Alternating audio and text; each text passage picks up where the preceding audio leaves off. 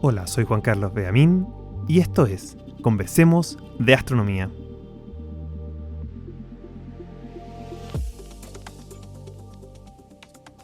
Episodio 11 sobre materia oscura. En un giro inesperado hablaremos sobre la posibilidad de que la materia oscura en realidad no existe. Y lo que hemos estado observando desde hace casi 100 años es en realidad evidencia de que hemos encontrado una falla en la teoría, una ventana hacia una nueva forma de entender cómo se comporta la gravedad o la curvatura del espacio cuando hay muy, pero muy poca fuerza. ¿Será que, en realidad, no existe la materia oscura y tenemos que sacudir los cimientos de la ciencia como ya hicieron Newton o Einstein en el pasado? Ponte cómodo y prepara tu cerebro e imaginación para ver el universo como nunca lo habías visto. Recuerda suscribirte y dejar tu calificación y opinión de este podcast, así podré seguir creando este contenido y hacerlo disponible de forma gratuita.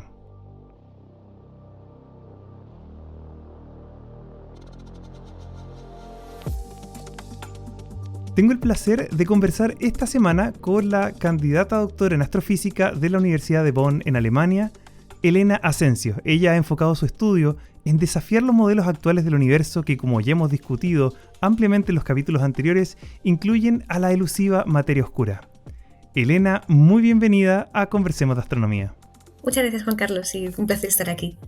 Elena, en los últimos 10, 11 episodios, ya no sé cuántos, hemos discutido muchos puntos de por qué es necesario que exista la materia oscura en nuestro universo.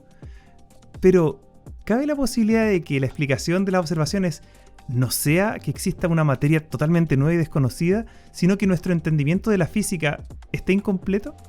Pues sí, claro que sí. Por poner un ejemplo, en episodios anteriores explicabais cómo una de las motivaciones originales para proponer la teoría de la materia oscura es que los objetos en las afueras de las galaxias y de los cúmulos de las galaxias se mueven a velocidades que son demasiado altas como para seguir atados o ligados a su sistema. O sea, es decir, que si te imaginas que el espacio-tiempo es como una especie de sábana, cuando pones una cierta cantidad de masa sobre la sábana se curva y forma una especie de hoyo. Entonces, si un objeto cae en el hoyo, va a necesitar tener una cierta velocidad para poder escapar de él. Lo que se está viendo en las galaxias y en los cúmulos de galaxias es que hay varios objetos en estos sistemas que tienen una velocidad que es más que suficiente como para escapar del hoyo creado por la masa observable, pero no están escapando, siguen orbitando el sistema. ¿Por qué pasa esto? Entonces, la interpretación del modelo de materia oscura es que hay más masa invisible, que es la materia oscura, envolviendo la galaxia. Entonces, esto contribuye a hacer el hoyo más amplio y más profundo, y por ello los objetos no están escapando. La interpretación de las teorías de gravedad modificada, como por ejemplo Mond, es que el espacio-tiempo se deforma de forma distinta según la fuerza gravitatoria que está experimentando en cierta región. Entonces, en los bordes y en las afueras de las galaxias, donde la atracción gravitatoria de la galaxia ya es muy débil, la gravedad seguiría una ley distinta de la postulada por Newton, y como consecuencia, la velocidad que los objetos necesitarían para escapar de la galaxia sería más alta de lo esperado. O sea, y esto no se planteó en un comienzo, porque las primeras observaciones, esto también ya, si quienes quieran ir y retroceder un poquito a la historia, pueden ir a los episodios 2, 3 y también a otros anteriores, en el que se dijo que, bueno, esto se midió. Lo que se observa entonces es lo mismo que tú dices, una distribución de velocidades muy alta, o sea, como las estrellas y las galaxias se mueven más rápido de lo esperado. ¿Por qué no se postuló desde un principio, por ejemplo, el que a lo mejor la física estaba equivocada? Supongo, o sea, de esto solamente te puedo decir mi opinión personal porque no lo sé, pero imagino que es porque es mucho más fácil postular que hay más masa, o sea, añadir simplemente más masa antes que decir vamos a cambiar las leyes gravitatorias. Claro, el modelo robusto. Entonces imagino que se postuló primero porque era una solución mucho más fácil. Claro, ya también, quizás echando a correr la memoria, uno puede pensar, no se habían descubierto tantas cosas sobre el gas, sobre las estrellas. Claro, era más fácil decir, bueno, somos ciegos frente a algo que no vemos.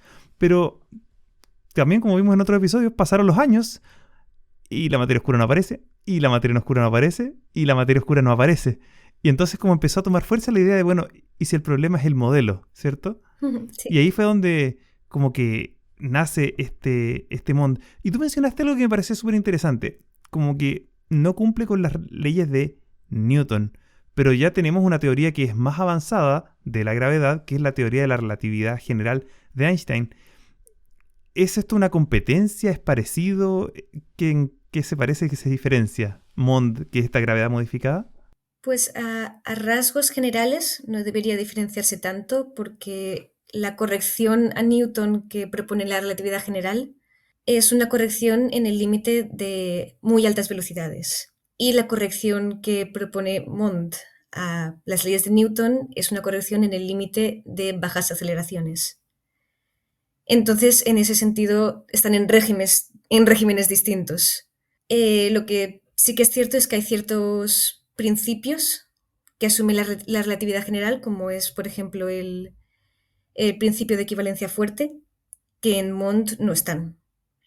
Esa sería, por ejemplo, una diferencia importante. Pero por lo demás no habría que tirar por tierra toda la teoría de la relatividad para incorporar Mond.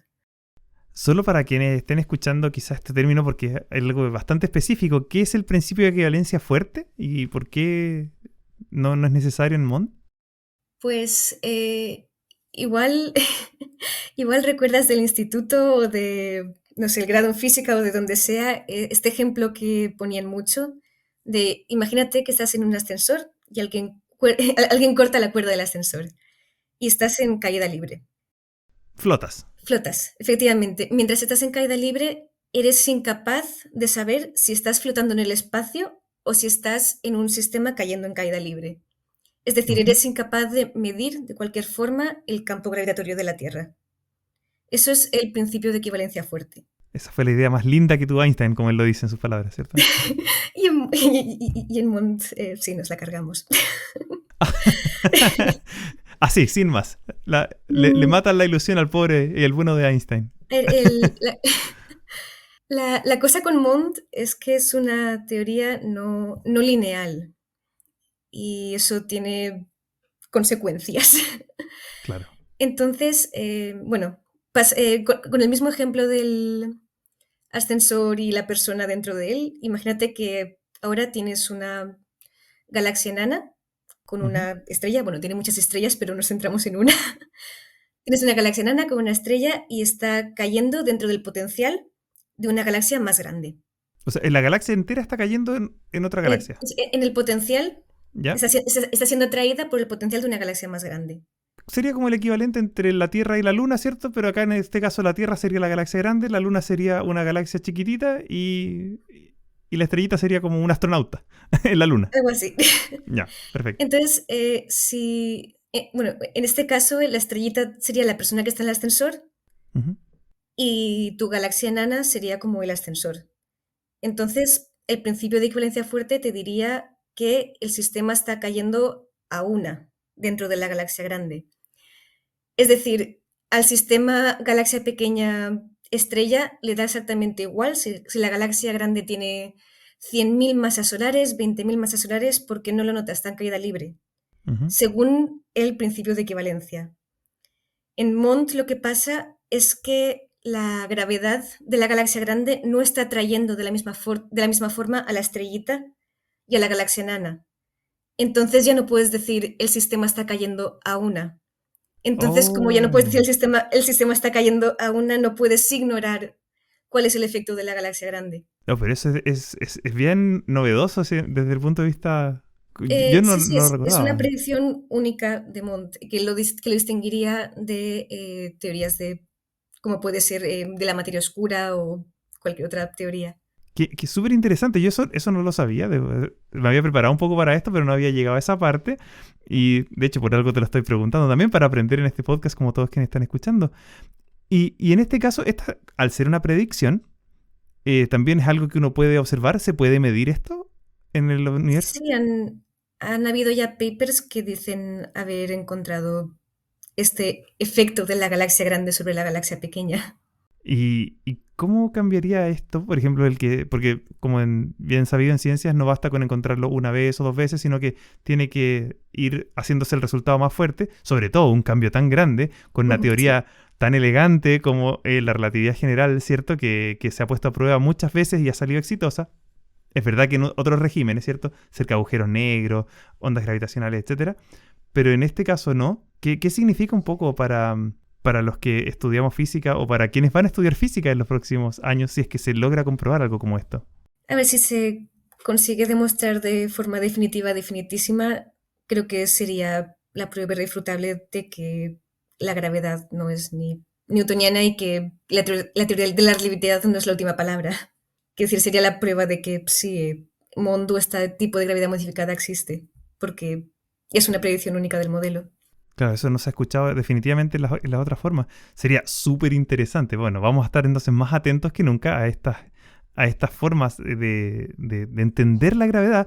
Como decías tú, no es en el límite cerca de un agujero negro, ni incluso en una galaxia, sino que en las partes cuando la gravedad es realmente muy, muy, muy débil.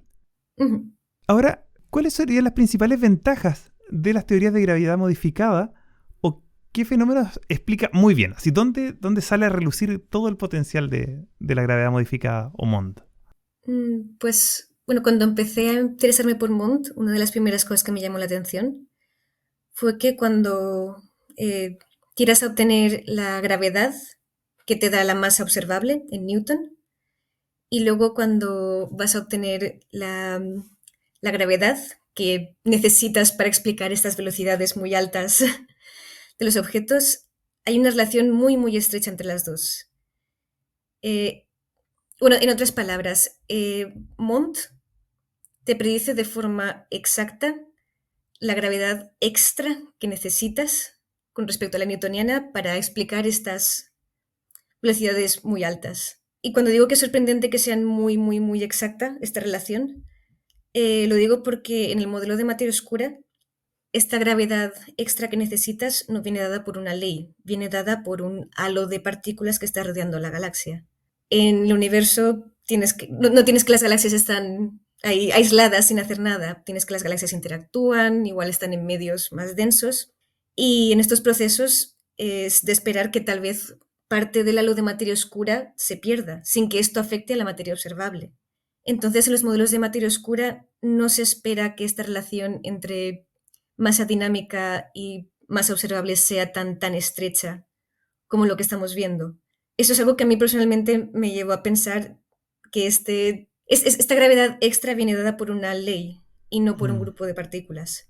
claro. Esa uniformidad entonces que vemos y que observamos sería como una prueba de que realmente necesitamos cambiar un poco la física. Ujú. ¿Y Eh, qué otras cosas puede explicar de buena forma y que también nos ayuden a ponerle muchas fichas, como se dice en las apuestas, ¿no? A ponerle fichas a un modelo como este, porque de nuevo, es sacudir un poco los principios y cuesta, ¿no? Cuando pasamos de la física clásica a la física cuántica, hubo que sacudir los cimientos. Aquí estamos hablando de algo parecido, o sea, es radicalmente distinto o no radicalmente distinto, pero sí un nuevo estándar, por así decirlo, en la física. bueno, por poner un ejemplo de otras cosas que también Monde explicaría bien, sería, por ejemplo, el ver este efecto de campo externo, que es lo que estaba explicando antes sobre que se rompe el principio de equivalencia. Eso sería una clara prueba de Mond y por lo visto parece que se ha observado.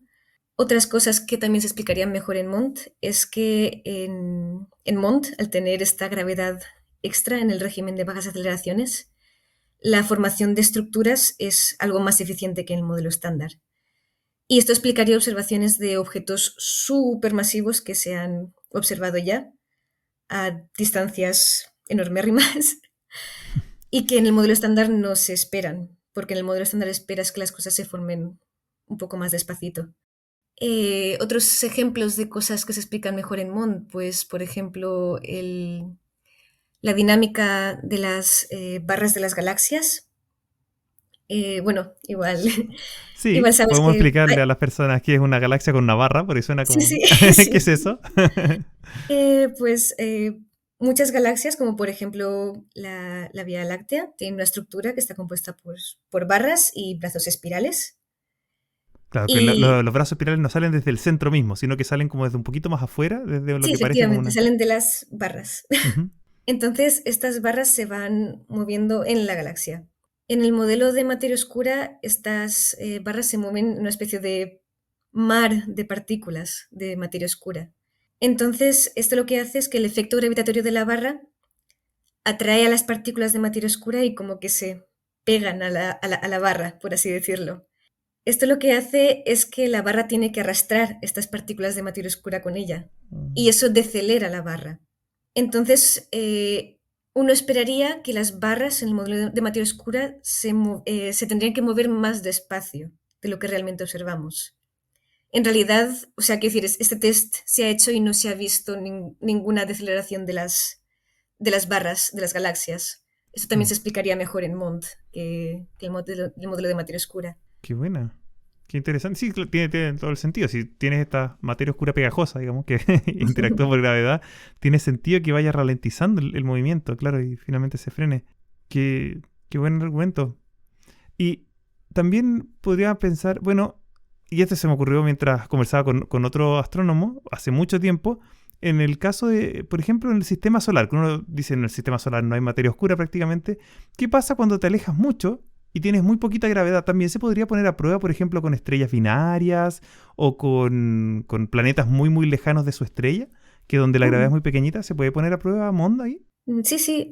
Bueno, con respecto al sistema solar específicamente, el régimen de MOND lo encontraríamos a partir de la nube de Oort. Oh, bastante lejos. Que está muy lejos. Sí, solo para ponerlos en escala, la nube de Oort están los planetas, después de los planetas viene Plutón y el cinturón de Kuiper, y mucho más lejos, como casi a la mitad de la distancia hasta Alpha Centauri, que es la estrella más cercana, hay una nube de cometas, que es como algo de residuos que quedaron de la formación, que es la nube de Oort. O sea, tendríamos que recién ir para allá. Quizá con los cometas podríamos hacer este ejercicio. Cuando está muy lejos.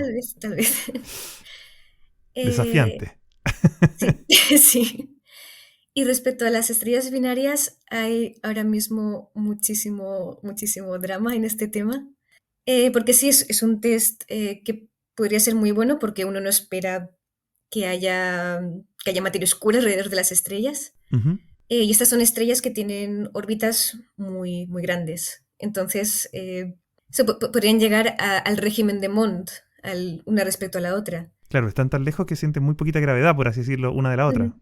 ¿Y se ha podido hacer? Y de hecho, aunque es una idea muy buena, hay problemas de momento con este test. Y es que es muy difícil de saber si estos sistemas de binarias están contaminadas.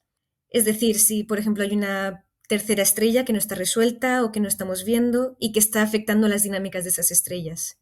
Oh, entiendo. Entonces hay mucha discusión de cómo haces el análisis para tener en cuenta de que tal vez tus estrellas están siendo contaminadas.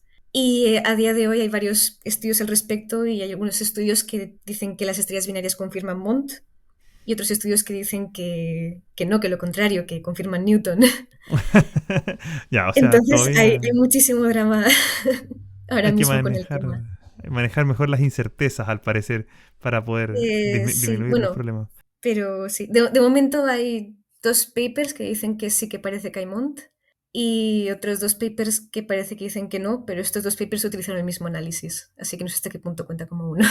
Claro. Pero sí. No, a ver, está por ver. O sea, pero ya tenemos varias pruebas que se van a poder ir haciendo. Recordemos que finalmente quienes defienden el modelo de materia oscura también tienen que hacerse cargo de encontrar esa partícula. De momento todos decimos sí, la materia oscura, y yo también lo vengo diciendo, obviamente en este podcast hace 10, 11 episodios, pero tenemos que encontrar esa partícula. Tenemos que encontrar qué es, si es que existe. Y si es que no, obviamente tenemos que ponerle mucha atención a estos modelos que plantean la posibilidad de una nueva física en regímenes donde no se había explorado, como dices tú, donde la gravedad es tan pequeñita que no funciona lo que conocemos.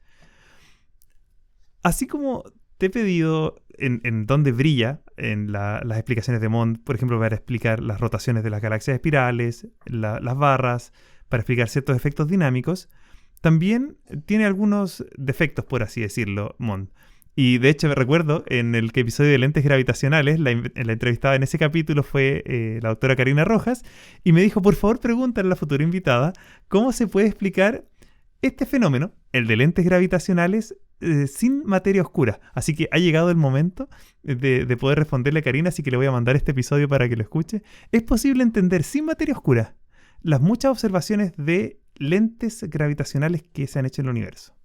Bueno, como explicabais en el capítulo anterior, el efecto de lentes gravitacionales tiene lugar porque las masas curvan el espacio-tiempo y entonces la luz no es una trayectoria recta cuando pasa de por aquí, sigue la trayectoria curvada que tiene este espacio. Entonces, en materia oscura, ves que hay más curvatura de la que esperarías de algo puramente newtoniano porque está este halo de materia oscura. En Mond también esperarías una especie de efecto de lente porque tu gravedad también es más fuerte de lo que te dice el modelo newtoniano. Sí que es cierto que al ser una ley, no una partícula, lo que está curvando el espacio-tiempo, las predicciones serían algo distintas. Y aquí es cuando se complica un poco la cosa porque para explicar lensing en Mond necesitas una teoría relativista de Mond, porque tienes la velocidad que está viajando a velocidades relativistas, que está pasando por un régimen de bajas aceleraciones. Entonces, quiero decir, tenemos varias propuestas de teorías relativistas de Mond, pero a día de hoy no tenemos, considero, un modelo definitivo de cómo sería Mond relativista. Entonces, para saber cuáles serían las predicciones específicas de Mond, creo que nos haría falta este modelo que está aún un poco en construcción. O sea, pero de nuevo, está súper bien que esté en un proceso de construcción. Obviamente esto no es una idea que alguien despierta en la mañana, sale de la ducha, lo escribe en un papel y tiene una teoría. Obviamente esto es mucho más complejo y está bien. Pero en el caso, por ejemplo, nosotros decíamos, ya, tenemos la gravedad de Newton y pasamos a través de Einstein, ¿cierto? Y todos los físicos y físicas que trabajaron antes de esto, por una relatividad, como tú lo has mencionado, ¿cierto? Que explica muy bien las cosas que pasan en el régimen de altas masas. En el caso de ahora lo que se tiene que hacer es hacer básicamente el mismo proceso de poner la relatividad, es decir, que las velocidades influyen, por así decirlo, en el movimiento, en las masas de los demás objetos, para gravedad modificada. ¿No se pueden usar las mismas artilugios matemáticos? ¿Qué diferencia fenomenológica tiene Mond versus relatividad general? Como para ponerlo en contexto, de nuevo, probablemente muchos que nunca han tomado un libro de relatividad general de los que están escuchando o nunca han tomado quizá tan en serio las ecuaciones de Newton. Entonces, como para entender qué es lo difícil de agregar la relatividad a un modelo clásico. Bueno, la primera comunicación que tienes es que tu ley de la gravedad cambia y eso, eso te lo cambia todo, especialmente porque, bueno, como comentaba, Mond es una ley de la gravedad no lineal. Y eso a nivel de hacer cálculos te complica mucho las cosas. Entonces, lo he dicho, no es tan fácil y por lo que tengo entendido no hay una única forma de formular Mond de forma relativista. Entonces hay como varias teorías de tal vez es así, tal vez es asá, que se tienen que probar todavía. Perfecto. O sea, como que hay distintas avenidas que se tienen que explorar. Bueno, con materia oscura están más o menos en el mismo paso, solamente para dejar como en equilibrio la balanza un poquito. También hay muchas propuestas de materia oscura que son partículas de este tipo, que son de este otro tipo, así que también no está muy distinto para quienes estén escuchando y quizás tengan una idea preconcebida de que sí, tiene que ser la materia oscura. Bueno, tenemos los mismos problemas en las dos veredas todavía. Hay cosas por probar y cosas por defender en ambas veredas. En este sentido, para poder decir Mond está en lo correcto o modificar la gravedad está en lo correcto, ¿qué avances observacionales se necesitan? ¿Qué cosas necesitamos apuntar nuestros telescopios o construir nuevos observatorios para poder poner a prueba y decir, vean, esto está correcto o, bueno, esto no está correcto? Que así es la ciencia también. A ver, lo primero que me viene a la mente sería tener un catálogo de estrellas binarias que sepamos que está completamente limpio. Ahí creo que ya no podría haber ninguna discusión de esto está contaminado o no está contaminado. Y luego también, si lo he dicho, si realmente hay una prueba definitiva y la gente se convence de que el efecto de campo externo que rompe el principio de equivalencia fuerte, si esto también se demuestra completamente, que imagino que se podría hacer repitiendo este análisis de comprobar cuál es la gravedad experimentada por galaxia pequeña y los objetos dentro de ella y cómo está afectando a la galaxia grande. O sea, repetir este experimento no solamente por un equipo, sino por muchos equipos y con muchas galaxias. Esta sería una forma también de saber si esto es realmente lo que estamos observando. Claro. En ese sentido, observatorios como los que se acaban de lanzar, por ejemplo, Euclid, una misión de la ESA, el observatorio LSST o Vera Rubin, que se está construyendo todavía acá en Chile, ¿son promisorios en este estudio? ¿Son algo que están esperando ustedes como teóricos o observacionales de MOND? A ver, respecto a los que están mirando al universo muy profundo, sería interesante en cierta manera también saberlo porque bueno, junto con el James Webb nos van a dar una idea de realmente cuándo empezó la formación de estructuras y con qué eficacia se están formando las estructuras, cosa que también depende mucho del modelo que tengas. En ese sentido sí que puede ser muy interesante saber qué nos van a decir estos telescopios. Pero no lo están mirando así como con tanta ansiedad. Tú describiste otros fenómenos, como el catálogo limpio de estrellas binarias y otras observaciones. Le he dicho, también supongo que depende a quién le preguntes y depende de en qué trabajen específicamente. Bueno, sí, eso es cierto. Es verdad que cada astrónomo te va a dar una respuesta que se ajuste a su campo de expertise. Sí, sí. Quiero No, preguntarte... personalmente también estoy muy interesada en saber qué estaba pasando al principio del universo y a qué edad, o sea, a qué redshift se empezaron a formar las primeras galaxias y ese tipo de cosas. Me parece muy interesante y que nos va a enseñar mucho sobre el universo. Más que seguro que sí. Yo creo que, bueno, todos quienes están escuchando este podcast y que ya han escuchado los anteriores porque les gusta astronomía y supongo que están con un poco estas preguntas también de cómo ha evolucionado nuestro universo. Es algo que realmente queremos entender. Te quiero poner quizá en un pequeño aprieto, no aprieto, pero desde hace unos años tenemos, por ejemplo, detecciones de ondas gravitacionales. Y de hecho fue un premio Nobel muy importante. En este caso no tienen problemas, por ejemplo, estas detecciones de ondas gravitacionales que eran algo predicho justamente por la relatividad general con los modelos de Mond. Esto está relacionado con lo que te estaba diciendo antes Ujú. de que hay más de un modelo relativista de Mond. Ya. Y es cierto que creo que el primer modelo relativista que se propuso proponía que las ondas gravitacionales se movían a velocidades distintas a las de la luz. Ahora sabemos que esto no es así. Consecuentemente, este modelo relativista de Mond quedó descartado. Claro. Pero no significa que no pueden haber otros modelos relativistas de Mond que sí que funcionen perfectamente con las ondas gravitacionales. Ya, perfecto. No sé, esto todavía es una materia que está en desarrollo, por así decirlo. Se está todavía trabajando en poder explicar estas observaciones. Sí, a nivel general se está trabajando en un Mond relativista y todo lo que ello implica. Qué bueno, ya. No, eso sí, te lo pregunto no con ninguna maldad. Simplemente es que no, como No, no no, lo sí, lo sé. sé, lo sé. Y finalmente, esto a mí me parece de verdad demasiado fascinante el tiempo que estamos viendo, porque sea lo que sea, cualquiera de las dos respuestas es como cuando Carl Sagan dijo, bueno, tanto si existe vida extraterrestre como si no existe vida extraterrestre, las dos alternativas son increíbles. En este caso también, si existe la materia oscura o si Mond está en lo correcto, las dos alternativas son realmente increíbles. Una, porque no conocemos la materia, y la otra, porque no conocemos bien la física que nos rodea. Para ti, si se detectara materia oscura, seguirían habiendo problemas, de todas maneras. O sea, nosotros tenemos problemas con todos los modelos de materia oscura, tenemos ciertos problemas de cosas que no podemos explicar. ¿Cómo ves tú el futuro de aquí a 10, 15 años en estos temas? Yo sé que esto es ciencia ficción, que es lo peor que nos pueden preguntar a los astrónomos, a los científicos en general, pero ¿cómo crees que va a ir evolucionando el campo un poquitito?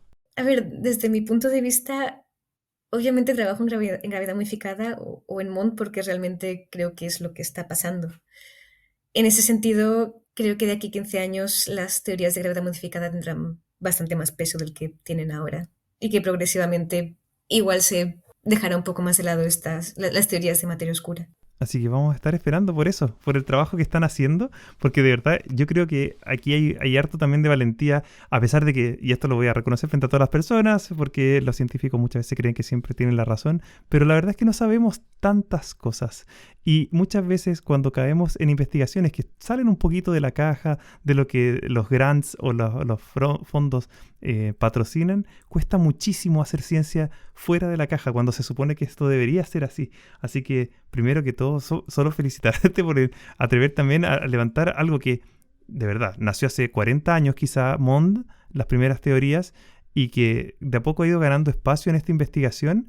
Me parece súper interesante, porque independiente de cuál sea la respuesta, si es materia oscura o si tenemos que modificar la gravedad, el hecho de la experiencia científica enriquece muchísimo y todas estas investigaciones sin duda que nos ayudan a entender de mejor forma el universo. Así que solo eso, felicitaciones y bueno, mucha suerte también con tu doctorado, con tus investigaciones, porque he visto que también muy prolífica como científica. Sí, eso supongo que es la parte buena de que no haya mucha gente trabajando en Monda, hay muchísimo trabajo por hacer.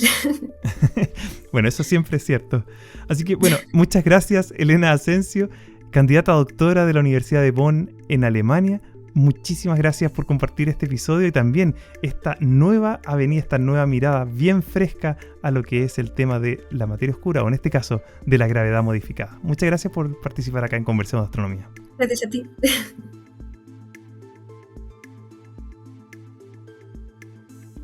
¿Ser o no ser? ¿Existe la materia oscura? ¿O llegamos al punto de no retorno y necesitamos reglas mejoradas que nos ayuden a entender y describir mejor qué es lo que pasa en el universo? Esta es una pregunta aún abierta y quizás en los próximos años seamos testigos de una de las revoluciones más importantes en la historia de la ciencia. En el próximo episodio, y el último de entrevistas sobre el tema, conversaremos con una leyenda viva del estudio de la materia oscura y no te lo puedes perder, así que no olvides suscribirte y activar la campana para no perderte los próximos episodios. Soy Juan Carlos Beamín y esto es Conversemos de Astronomía.